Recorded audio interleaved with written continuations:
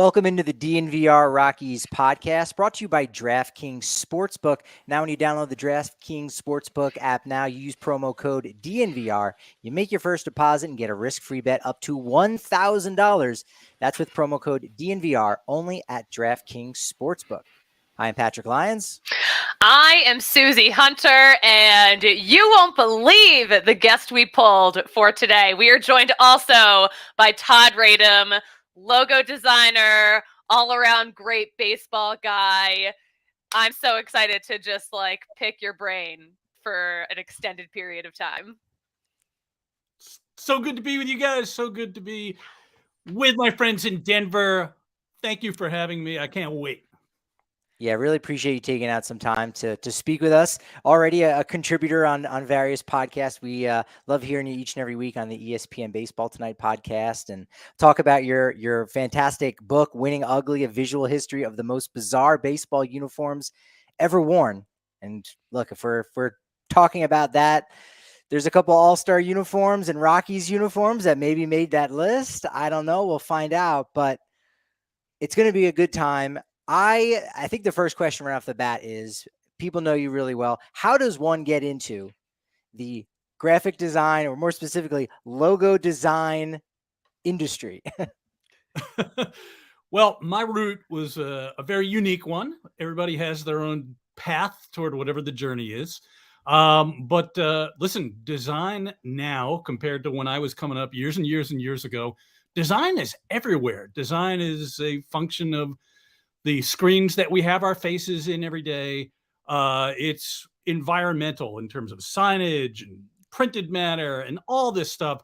So, my own journey starts with the fact that it's in my DNA. I am a fourth generation working artist.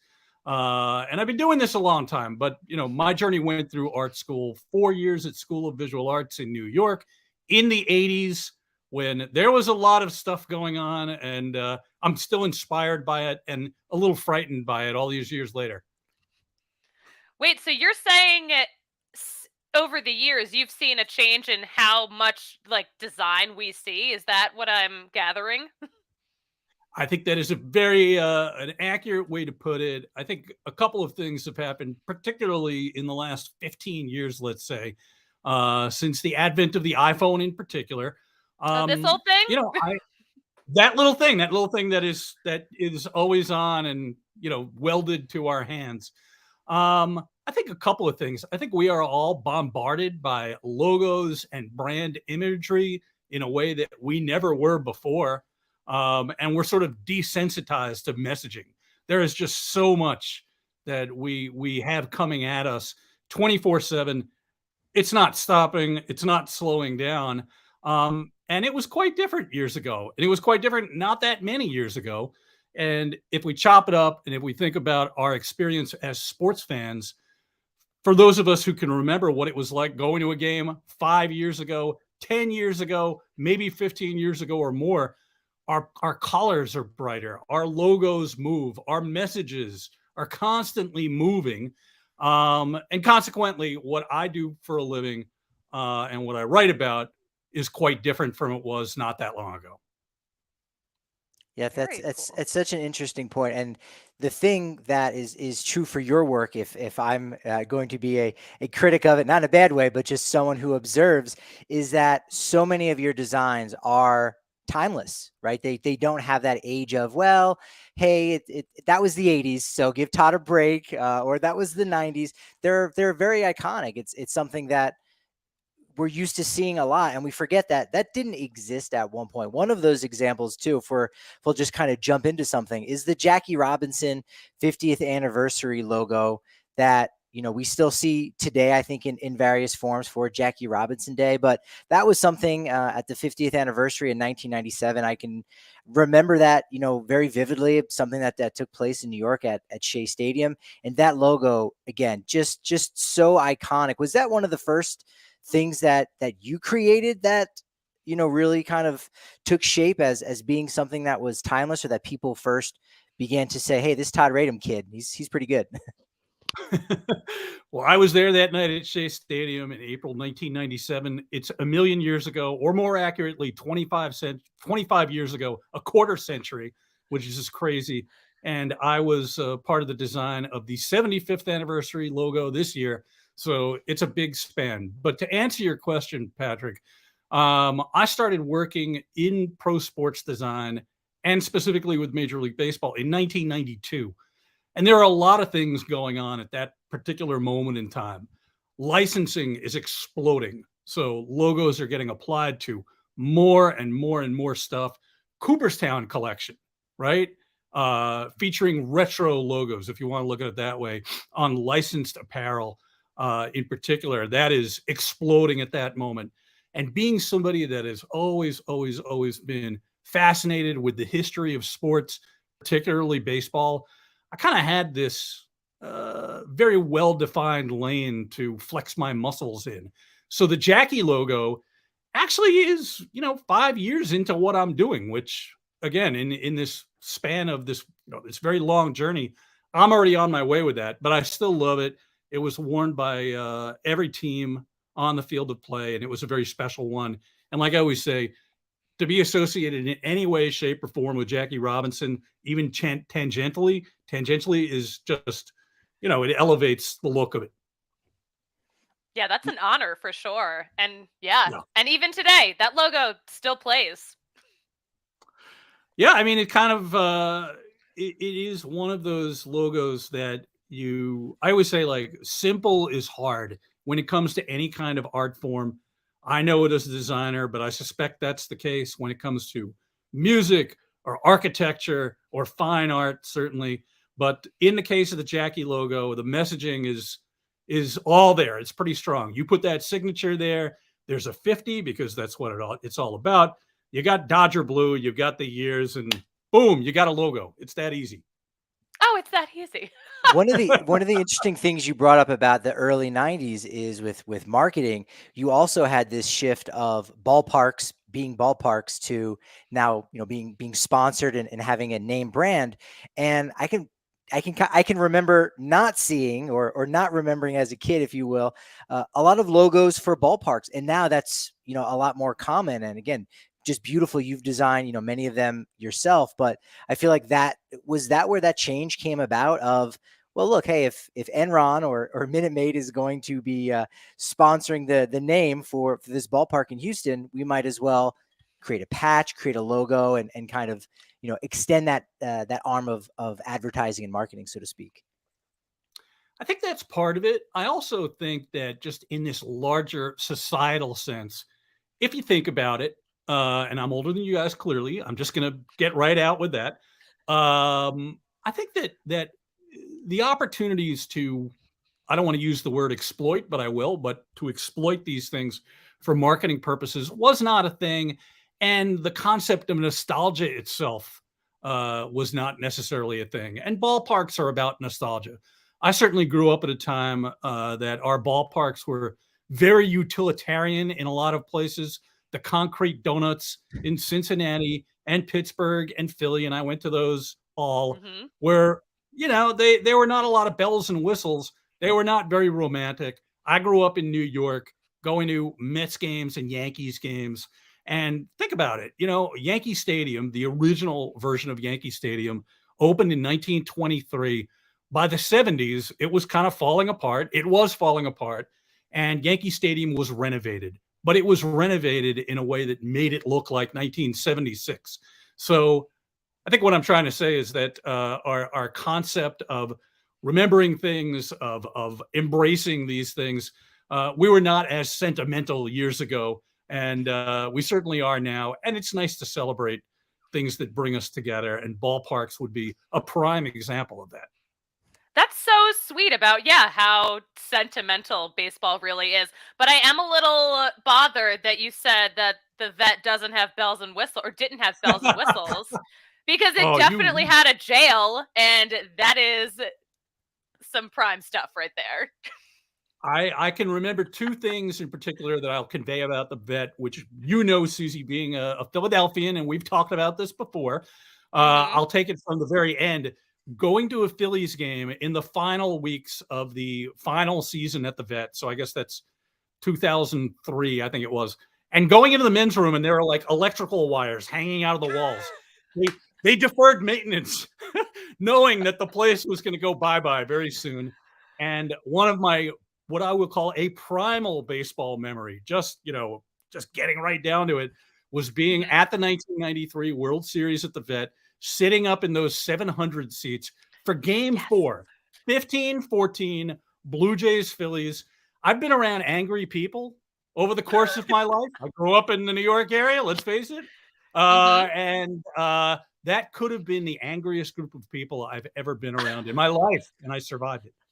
To give you an idea how angry Phillies fans can be, I was at Game 6 of the 93 NLCS, and after beating Atlanta, the only thing on Phillies fans' mind was to say, F Dave Stewart. They were already thinking about Toronto. They were already throwing that vibe out there, like, we got to defeat these Blue Jays. So being from New Jersey and spending a lot of time at the Vet as well, that is interesting ballpark. Some of my favorite memories actually come in empty ballparks. I wouldn't say ballparks that are, in the early stages of being demolished, but an empty ballpark where there's not that many people there. You have much more of an ownership over the games. And I'm sure, again, going to a lot of Mets and Yankees games throughout those eras, they had their peaks and valleys. And sometimes the valleys create some special memories as well. Yeah, I mean, the cynical thing would be to say that there were Mets games that you could have done archery practice from one side of the upper deck to the other and not injured anybody.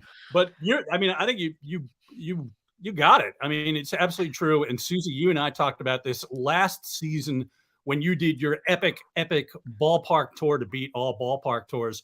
But yes. Yeah, I mean, our baseball stadiums, because of the fact that it's such a long season, and I always say baseball, for all of its pastoral nostalgia and gauzy loveliness, we do have an opportunity to be introspective about the game. Maybe because it goes at a certain pace as well. But taking in a ballpark properly, to me, and doing a walk around, it's something that I've always done. And I think I have now seen MLB games in something like 54 stadiums over the years, including some that are best forgotten. Exhibition Stadium in Toronto and Arlington Stadium in Texas, and Old Comiskey, which was a pretty cool thing. But the bells and whistles and club level seating and craft beers, it wasn't there. And we've lost something. But I like being comfortable in the ballpark. So listen, I like my novelty foods too. So that is a change that I welcome for sure. We've got novelty foods, novelty uniforms. Well, look, we'll get to our City Connect business. We'll do that. I know Suzie wants to talk about that for sure. Mm-hmm. But cheers, Suzie. Cheers. But do want to remind people that for 50 cents for your first month at thednvr.com, you get all the great coverage of Broncos, Nuggets, Avs, Rockies, Rapids, Rams, other teams that start with R, the Buffaloes up there in Boulder. Got all that great coverage. If you want an annual membership, you actually get a free shirt with that at thednvrlocker.com. And, of course, access to our members-only Discord where we love to have tons of fun and you get to hang out with different people all throughout our community. Also, make sure you check out foco.com, FOCO.com. Use code DNVR for 10% off all non-presale items. That's where you're going to go and get all that fantastic Colorado Avs Stanley Cup celebration bobbleheads or the officially licensed Avalanche gear. Avs have lifted the cup in 2022, so commemorate it now. You can also commemorate it with some of the Rockies City Connect bobbleheads. They've got some of those available as well. And don't forget, with Evoca TV, you can watch the Colorado Rockies and you can watch the Nuggets, the Avalanche. You get CSU, Rams, Denver Pioneers, all up and down the Rocky Mountain region. You even get us on the DNVR Sports Channel. You can even watch us in our conversation with Todd Radom. One channel next to AT&T Sportsnet, Altitude Sports, all that. And it's only going to cost you $25 per month, plus the cost of the receiver. Your price gets locked in for 2 years. Can't beat that. Actually, I lied to you. You're going to get another $10 off when you use code DNVR for your first 3 months. So it's going to save you even more bucks. All you got to do is head over to evoca.tv/DNVR to make sure you don't miss another Nuggets, Avs, Rapids, or DNVR Sports show on your tube. Now, Todd, Jackie Robinson logo, 50th anniversary, one of my all-time favorites. Another one you did that I was hoping maybe we would see, because you know how with anniversaries you can finagle some things a little bit. I know I'm a board member at our Sabre chapter here in Denver. And so, of course, I know you designed that one for Baltimore, and we've kind of been waiting for the 50th anniversary or celebration going on, since 2020. So I was thinking maybe we would see a 30th anniversary of the Rockies. It's the 30th season this year. Next year will mark 30 years, but I'm pretty sure you were the man behind the 20th anniversary logo. Is that correct? It is correct. Absolutely. And it was I'm not just saying this because I'm on with you, but I really love this one for a couple of reasons. First of all, it's purple. And in our sports world, there are not a bunch of teams that you have an opportunity to work with purple. And so it looked very Rockies to me. The Rockies, and I'm sure we're going to be talking about this, have employed a pretty steady look since their inception. So to kind of look, what do the Rockies look like? How do you celebrate the 20th? How do you do so in a way that feels right for the franchise, right for the fan base? So yes, that was mine, and it was a fun one to do. I love it. It's beautiful. Thank you. Yeah, a lot of symmetry, I think, and we know this, especially when you look at the home pinstripes between the Rockies saying, hey, let's be the West Coast of the mountain time version of the Yankees. Let's keep it really classic, clean. That logo obviously represents that. And a lot of what the Rockies have has been clean in that way. With the interlocking CR that's on your green Colorado Rockies cap, I think we can all recognize that is a green right there. Now the lighting is changing. Now we can see it a little bit better. That's a really good 1998 All-Star Game patch on the side as well. Yes. Look at that. So beautiful. Sharp. That's one of my favorites. One of the other cool things you get to do, besides just, hey, here's an anniversary that represents 1 year, and people remember it, obviously going forward. And we know there's been a swell of people interested in vintage gear and things of that nature. So it always comes back. But designs or logos for something that could very well stand the test of time and be used forever, that being actual league logos. You designed the logo for the Appalachian League, and one that is actually my favorite, the Northwest League. That one is so beautiful. Here again, if you're watching on YouTube, if you're listening to the podcast, head over to YouTube to the DNVR Sports channel, and you can see these wonderful logos. The Northwest League logo, it's not even just the colors, it's just all the layering and imagery, and with just 3 or 4 colors there, you can see such detail. It's amazing. Well, I appreciate that. And they're actually two quite different looking marks if you think about it.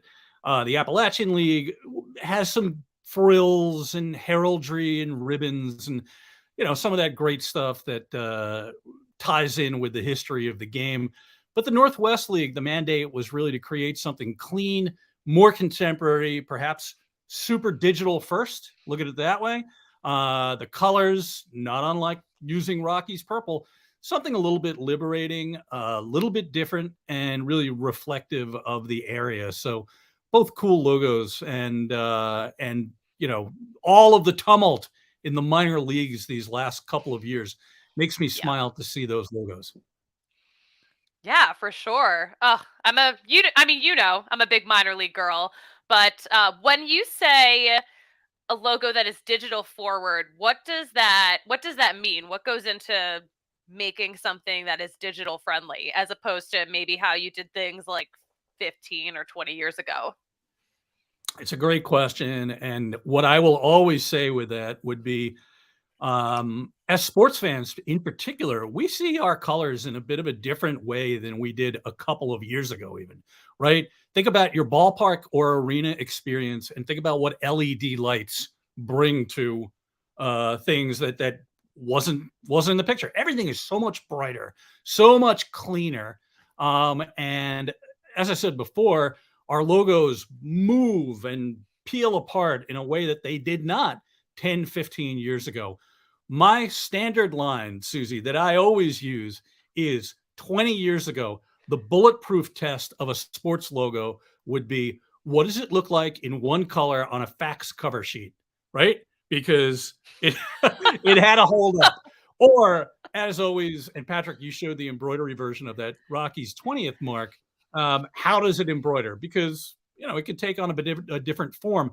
But there came a time where design, especially design for sports, flipped from being primarily created for print purposes, for printed material, toward digital. And now, anytime I'm approaching something, I do think about the fact that 80% of impressions that people get of whatever I'm working on will be digital first. So it's got to be digital friendly. It's got to scale up, got to scale down, got to look good as an avatar, and needs to set on fire on a ribbon board in an arena someplace. Yeah, that's a great point. So you designed all of the logos and jerseys for the big three just a couple years ago, and so that was probably you're speaking from that experience of how things have changed. And I think also, and I'm not sure if the big three uniforms use this, but I know I hear a lot of talk at the ballpark with Nike and everything they're trying to do with these sublimated jerseys, and I haven't quite wrapped my head around exactly what all of that means, but it does seem to make a lot more things possible from the design front. On the functional front of, somebody gets called up and promoted, might be a little bit harder to generate a jersey at that point, but still sublimation. Can you boil that down maybe in a nutshell, about what the future or the present of uniforms and jerseys are like? Absolutely. So sublimation has been around for a long time. Think about the Rockies turn ahead the clock logo, or uniforms rather, from 1999. Yes. With that gigantic Rockies logo, which, I mean, it's pretty cool, right?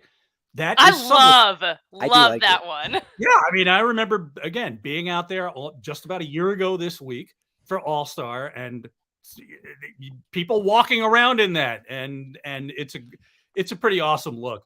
But sublimation, in that nutshell, is essentially we are printing directly onto and into a garment.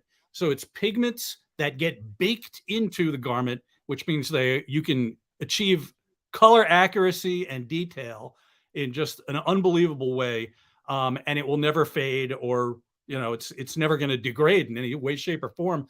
So, like I said, it's been around for a long time. But sublimated uniforms, and think of some of these crazy NBA uniforms from the 90s as well. The technology has improved. So here we are. Stitched elements, cut and sew stuff, that twilled classic, that elevates things a little bit. So being able to combine these two different techniques, you can really do a lot with it. And you can think about these all over shapes, fades, tones, patterns, all kinds of cool stuff. So cool. Sometimes I think, did we all peak in the 90s? Because you showed me some of your that ticket from the All-Star game in Colorado, and I was like, oh my gosh, like, yeah, there it is. Like, that is just, I'm like, I love that. I'm like, am I just nostalgic for it because that is like my youth right there? Or like, is there something to how delightful design was in the 90s? There's a certain amount of charm attached to it, and I think that there's no denying the fact that we are all, every single one of us, we're fond of things that we grew up with, right? So I always say I'm a child of the 70s, and think about sports in the 70s, and think about the look of our sports uniforms in the 70s. Yeah, and that's one of the reasons I wrote Winning Ugly, because it's a loving homage to the Houston Astros rainbow look, and to the San Diego Padres looking like tacos, and things like that. But Suzie, to your point, the 90s, things happened in the 90s from a technological perspective with design.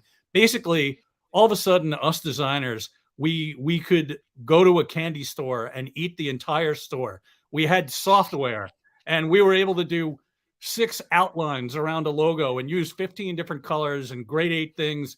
And like most binges, sometimes it went too far.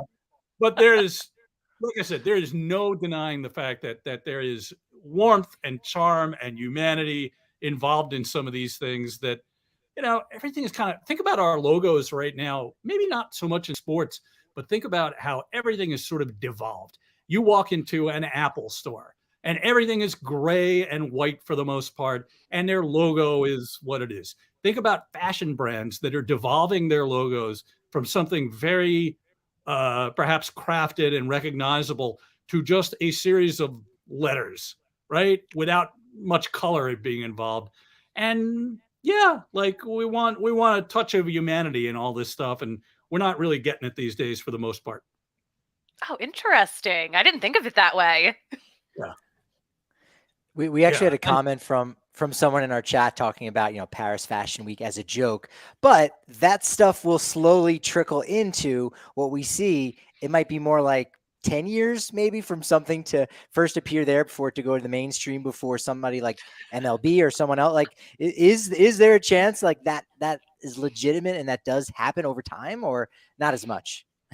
It's so interesting you say this. Last year, I was part of an exhibition at the Worcester, Massachusetts Museum of Art, which is an art museum, right? And they had an exhibition called The Iconic Jersey, Baseball times Fashion, Baseball X Fashion. And it explored from kind of a museum perspective, not a baseball museum perspective, but it took a look at the crossover between streetwear, classic MLB looks, the wearability, if you want to look at it, in popular culture, of jerseys. So think about movies. Think about Spike Lee in Do the Right Thing wearing a Jackie Robinson logo at a time where you really couldn't buy a Cooperstown Collection Jackie Robinson jersey. This is a while ago. Think about Elton John famously, and with his spangly, sparkly Dodgers outfit, right? And iconic. And that is iconic.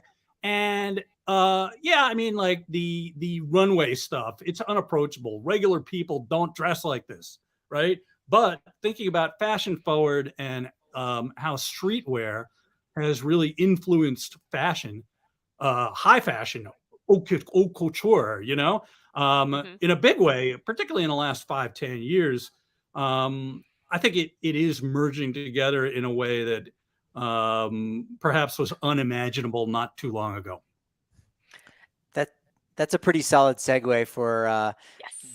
Talking about City Connect uniforms, talking about the green pants that the Rockies have, and the Green Mountain Dental Group, which something that has been a team of dentists and folks that take amazing care of all of our DNVR members over the year. And best part right now, when you schedule a cleaning, x-ray, and exam with them, even if you've never had any prior business with them before, they're going to give you a free Sonicare toothbrush from Green Mountain Dental Group, just 15 minutes from downtown Denver. Also, when we're speaking about greens, we're speaking about athletic greens. It's how I start each and every one of my days. It's one scoop, and I'm getting 75 high-quality vitamins, whole food source, superfoods, you name it. It's a micro habit for me that has huge benefits. It's something I do every day that helps take care of me a little bit better, gives me that clarity before that first cup of coffee.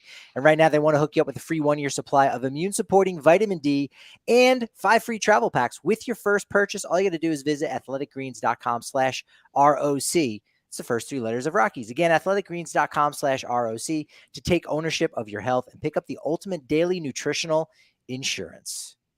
That was one of your best segues, Patrick. You've had some good ones. This I'm putting in the top 5. That was some good stuff. Thank you, Suzie. Appreciate that. Todd, I'm working with pros here. I know it. Amazing. We somehow tricked you into this segue. You didn't realize we said that key word. But yeah, I mean, I want to get to specifically the Rockies City Connect. We want to do that. But just in general, this undertaking by Nike and Major League Baseball, what has been your take on it here about 2 years in? So here we go. We live in a world where our attention spans are, what was I talking about again? Right? So if you think about that and you think about the fact that the baseball season is this marathon, we've got 162 regular season games when you include the exhibition season, the spring training, and the postseason. We are going from late February to November. So I think there is some room in here for some freedom of expression, perhaps. So let's start with just, I am making a case that, okay, we can do this. And I have to be honest with you, I was not as sold on that a couple of years ago conceptually, but look at what the NBA looks like in particular. Not so much NHL or NFL, but the NBA, there are no home or road uniform designations anymore. You look at a game, you don't know where it's being played. Teams have just a crazy number of uniforms. So let's start with that premise that uniformity is no longer uniform. Okay.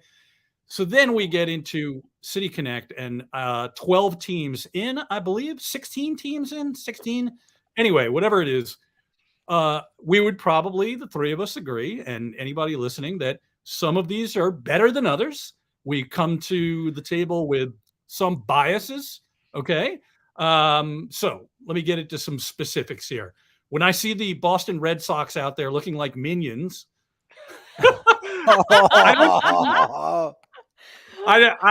I'm you're never gonna forget that. Once you hear it, you're never gonna forget it. I can't unsee that. I'm not so certain I would have gone that way. However, then when you look at the Chicago White Sox and their City Connects look like a very logical and, kind of amped up brand expression of what they look like, this iconic look after 30 years. So it's pretty cool. And we're all going to have our likes and dislikes.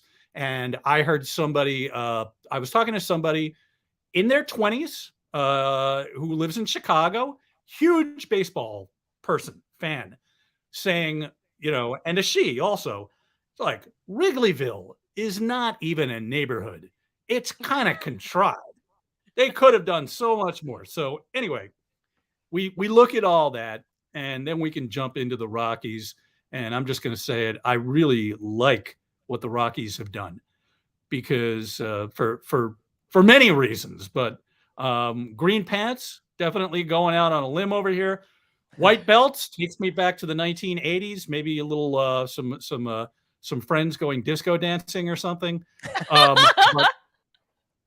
Not me, Susie. My friends going disco. Anyway, your friends, yeah. Yeah, exactly. But you look at the numbers, you look at conceptually what that is trying to be, and getting it. I think they're really cool. I like them. We're so happy you said that because we also like them a lot. We do. Yeah, I think that again, the Rockies have, like I said earlier, the Rockies have looked like the Rockies since day one. They really have painted around the edges just a little bit. But hey, I was at the first ever Rockies game at Shea Stadium in 1993. And think about Don Baylor and the team lining up there before the first pitch was even thrown. They look like the Rockies are now. So to be able to expand upon that in a reverent and relevant way, leaning into the green, Hunter green, as a matter of fact, right? Yes, exactly. My favorite shade of green. Come on, it is aesthetically pleasing to me, more so than Red Sox minions, and it makes a lot of sense from a brand perspective. Lean into the green. That's the one. Although most of the players have said, let's ditch the green pants and we'll go to the white, and it still plays. It still works really well and looks nice. And I did not like initially, and maybe this has been your take a little too with these new uniforms coming out, but it's sort of, I didn't necessarily understand the assignment. So Boston was one of the first ones that came out. I think they were one of the first 3 or 4. And it was, well, where's the red and where's the navy? I'm out on this. And I thought that the marathon inspired uniforms just looked bad. And then over time, when you see the Dodgers barely making an effort, Wrigleyville one barely making an effort, I'm like, you know what? I'm actually going to put that in the good column because they're trying something different. Does, represent the city at least somewhat. I don't know how many people from Boston actually do partake in running and doing marathons, but nevertheless, not the running, but everyone in Boston participates in Marathon Monday. That's why I added the running part, because that's the part they might not participate in. But in enjoying and appreciating Patriots Day, all that, I think is once we see the full picture, the full complexion of all 30 teams, I think they're going to be the unique ones that jump out. And I think maybe in the long run, the Minions uniforms will look okay, the Boston Minions, and then the Rockies ones definitely. Because again, how many other teams will possibly even inject a little bit of that green in there? There's not too many others. Yeah, and I think that it needs to be said. Call me Mr. Cynical, but this is not about wearing these uniforms every Friday night if you're the San Diego Padres at home, looking, just we won't even talk about what that looks like, whether you like it or not.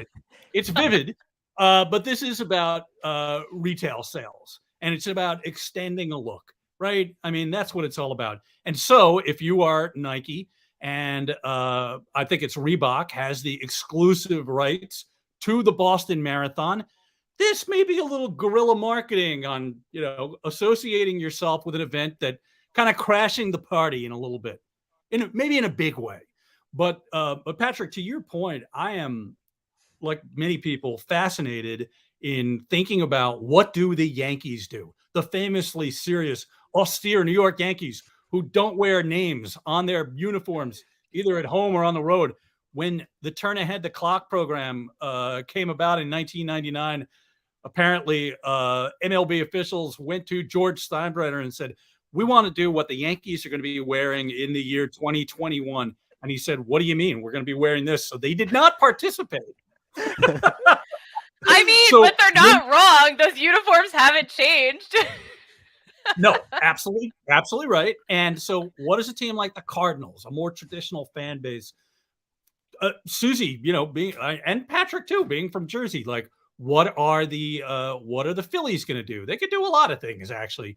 So I think it's always the case that if you are a younger franchise, if you are the San Diego Padres, even though they're 50 plus years old, they are young compared to the Yankees, the Red Sox, the Dodgers.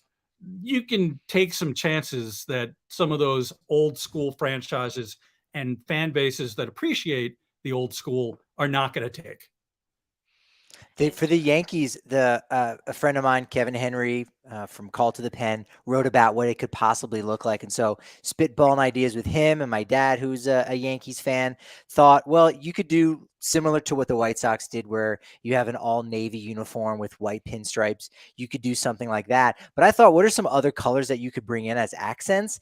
And I thought of like a bronze, which you see a lot of the statues and the monuments in the outfield, or even if you're playing off of the Statue of Liberty, you could go with like a copper. Ooh. As well as that green of the Statue of Liberty, which we see as, but it's because it's made out of copper and it's rusted or whatever the proper scientific term would be. Oxidized. Yes, the patina. So I'm wondering, like, you could still keep it pretty much navy with white, maybe an off-white, but then just bring in touches of those colors so that it looks classy. That's my thought. That's what I think they might do. I think you're onto something. They will not go into red. I could pretty much assure you that. I have done a lot of design work. I've done a lot of design work for the Yankees over the years, and it's always, the commemorative logos are start with navy blue. You can add some grays, some silver, some bronzes or golds, and it's going to look, put together. But it's funny you talk about the reverse pinstripe thing. For my book, Winning Ugly, Marty Appel, the longtime PR guy for the Yankees, relayed a story where they were looking at prototype jerseys in the mid 1970s. And the GM of the Yankees, or president of the Yankees at that time, has a couple of jerseys sitting on his couch in his office, including kind of what the Yankees vendors wear now, which is a reversed version of what the team wears at home. So white NY, white pinstripes, navy blue jersey would have been, mind blowing in 1974. It's conceivable now. So if they did go a route a la the Dodgers, something very safe and predictable, you might see that. But hey, I like a good grease fire. We all want to do some rubbernecking. So bring on something big. Go big or go home. I love that. I love that too. You talking about the Yankees, I don't necessarily talk about them as much, and I grew up watching them. It reminds me of Roger Clemens, and he had a logo on his mitt when he was approaching 300. And, on your website, which, people could spend hours upon hours on toddradom.com looking at all these magnificent logos. But one of them are, player logos, which is now becoming more and more frequent. Was Roger Clemens the first guy to really do that you know of? Not really, no. I mean, going back a couple of years prior to that, being part of MLB celebrations for the retirement of Tony Gwynn, for example, that was the thing, and Ripken too. I think that what really you think about in 1995, baseball coming off their lost World Series, lost postseason, abbreviated 1995 season, really embraced Cal Ripken in this outsized way. Very, very unique thing. Player logos, as far as players utilizing their own marks and exploiting their own intellectual property rights, you want to look at it that way, very timely right now. But Clemens, was kind of at the forefront of that, having a logo and defiantly including it on his glove. And I remember that conversation too. It was not well received by the team, but he was going to go out there and, and it's the Yankees. So opportunity knocks. And I think Roger took advantage of many opportunities at various points in his career. I'd rather see a player do that than wear an actual Babe Ruth cap on the field, a la David Wells. So those Yankees teams were interesting to say the least, huh? Absolutely. And and for those who don't remember, David Wells, who's I don't know if he still is, but during his playing career, he was a huge collector of interesting and valuable baseball relics. He goes out on the field, right, for a game with a game-used Babe Ruth Yankees cap, and it's one of those 8-panel round, not one of these, and the umpire comes out like, what the hell is going on? And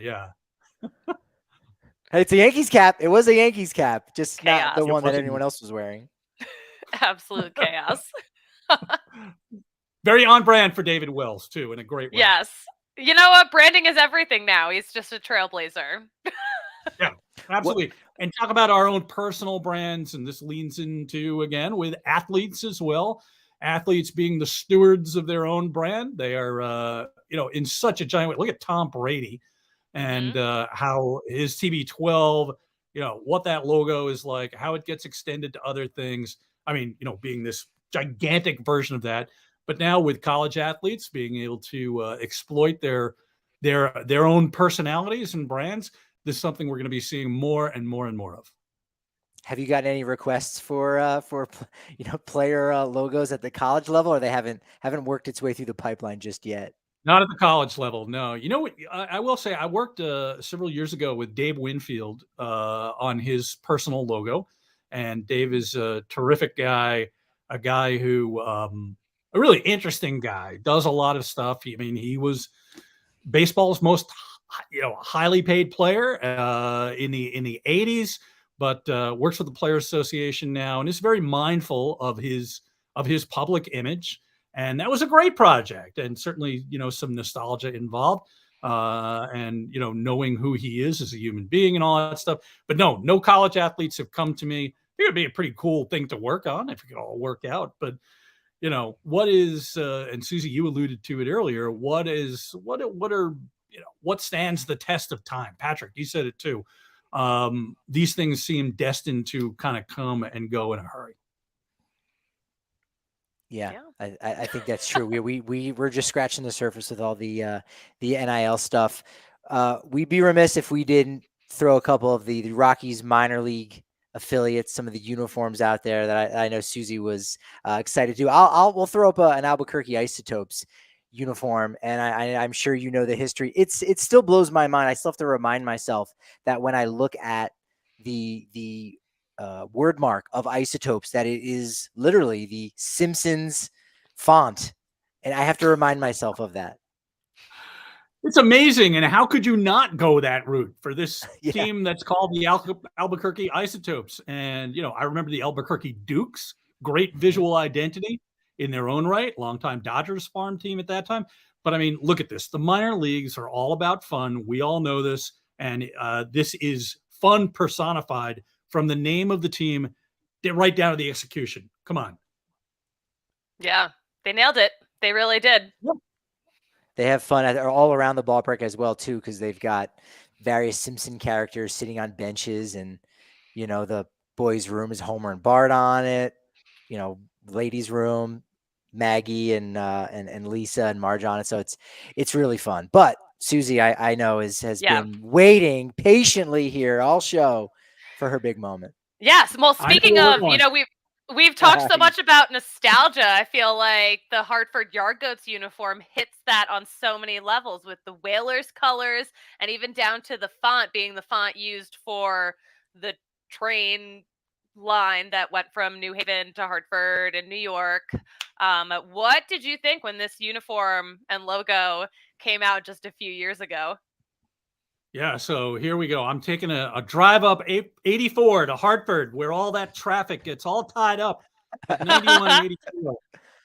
Sat in there for hours and hours and hours over the course of my life. So the Yard, first of all, a ridiculous name, right? I mean, however you want to look at that word, ridiculous, a ridiculous image. But that's what the minor leagues are all about. And you got to give the people what they want. I love the Whalers colors. I'm actually going to be talking a little bit about the Whalers later this week. We could talk about that off camera because it's yet to come. But how could you not? How could you not? And what a beautiful ballpark, and what a great experience. There are a few minor league baseball experiences, seriously, better than a night in downtown Hartford, just soaking it all in. And I love the look, and it just seems right for the city, and the city seems to have embraced it. And they didn't at first. And I've done my share of minor league baseball logos over the years. And usually I'll get called upon to do something maybe a little more serious, a little more major league, a little more austere. But, Hartford Yard Goats injected into my veins, especially after a few years of, being familiar with it. I love it. That was beautiful. That truly spoke to my soul. Thank you for this Hartford appreciation on our Denver baseball podcast. It's an affiliate city. It's an affiliate city. Sister city. Yeah. And Suzie, I've said this to Suzie before, Patrick and everybody else. Yeah. I feel this, little piece of my heart if you'll pardon the pun, in Hartford. My grandfather grew up in Hartford. I know it really well. Like I said, have spent my share of time there, including sitting in traffic where 84 meets 91. So Hartford being a great underdog city, I'm going to like anything going on up there for the most part. Beautiful. Soccer. Oh, sorry. No, go, Patrick. Nope, go ahead. No, I was going to say the soccer team that came to Hartford just a couple years after the Yard Goats started their baseball operations, they also took on the Whalers colors too. So it's kind of low-key becoming the color scheme of that city, and I'm here for it. I like that. Absolutely. Yeah. That's cool. I didn't know that. We'll have to talk with our producer here. He's a soccer guy, so he'll know all about that. Before you go, I've got to commend you, because I don't think I noticed this at the time.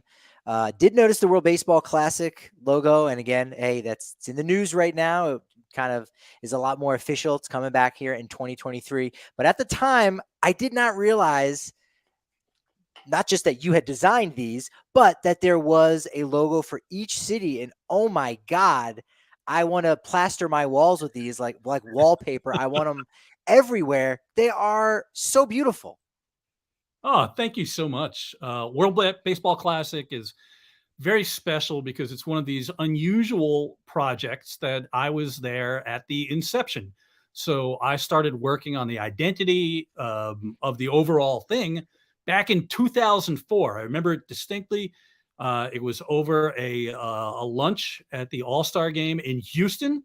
So, I was there for the first championship in San Diego in 2006. And those individual city-specific pieces of art were utilized on tickets. And we talked about loving actual tickets and some souvenirs and just all around those particular ballparks. But a really fun project. And the identity has now evolved. And it's like watching, your child kind of go off into the world and do their thing. And it's been a long time, but what an amazing event. And I can't wait for the next one. That's awesome. So excited. Chris asked in the chat, and this is a good one. It was in our notes. Didn't know if we had time, but you brought it up, Chris. Great job. Appreciate it, Christopher. The relationship between the team designs and advertising playing out down the road. I think so far we've only seen the Padres with their Motorola logo on the sleeve. Seems like it blends really well. What are your thoughts on where MLB is heading going forward with the advertising on uniforms? So the NBA paves the way several years ago for desensitizing us to seeing advertising on American sports uniforms in the big four, right? And the NBA did something right. Those ads are confined to a very limited space. And, usually you put a logo next to another logo and they tend to chip away at one another, if not negate one another entirely. So the Padres, in the case of Motorola, and Motorola was on a couple of NBA uniforms over the last couple of years. It's a pretty simple mark. But to look at another NBA example, look at the Oklahoma City Thunder, who wear Love's truck stops on there, and I'm just going to say it. It's a hideous uniform. On top of not a great looking uniform, the Celtics had General Electric, cool looking Boston Celtics looking sponsor on there, right? Vistaprint, maybe not as much right now. It is going to be interesting because if I am not mistaken, in the case of MLB, that logo will not be locked in place. It will be, if you're seeing left-handed hitters or pitchers, it will correspond to how we are going to see their arms, their dominant arms. So it's going to be weird. It's going to be very strange. Some are going to be better than others. But get ready because the floodgates are open.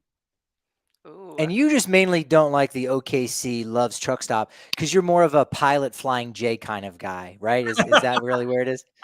Well, I don't know. I love truck stops. I have partaken in their facilities, particularly in places like Texas, and like not too long ago, actually. So I'm down with the brand, but we feel the love for certain brands more than others in our hearts. And regardless of what the logos look like. I just can't, who goes on the New York Yankees? We keep talking about the Yankees. I mean, it's got to be it's not going to be something minimal. No. Mm-hmm. I mean, they already got the Nike swoosh on there. Brand. Oh, it has to be, yeah. Mm-hmm. Yeah. They're going to make a lot of money on that. Let's just say.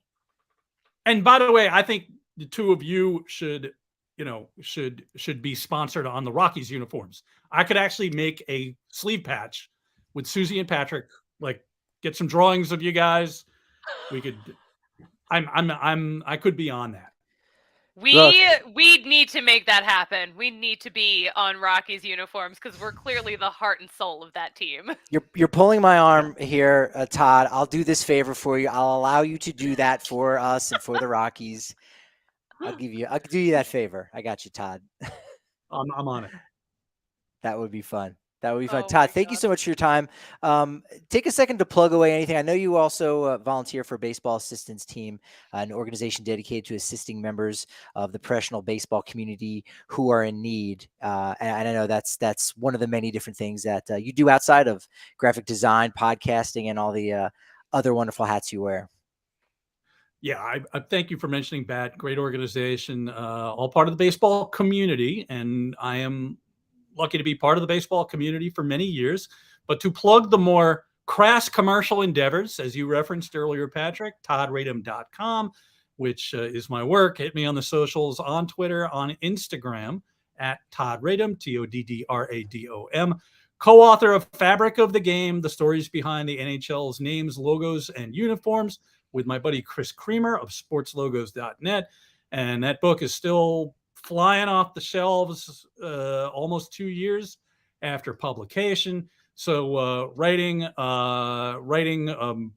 design, I don't often sleep, but anyway, doing stuff with you guys makes it even better. So I appreciate all of it.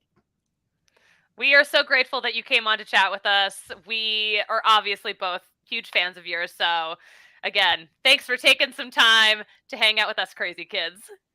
Thank you. It was what a treat. And can't wait to do it in person out in Denver sometime soon. That's it. We're getting Buc-ee's, so I mean, you can come and check that out too.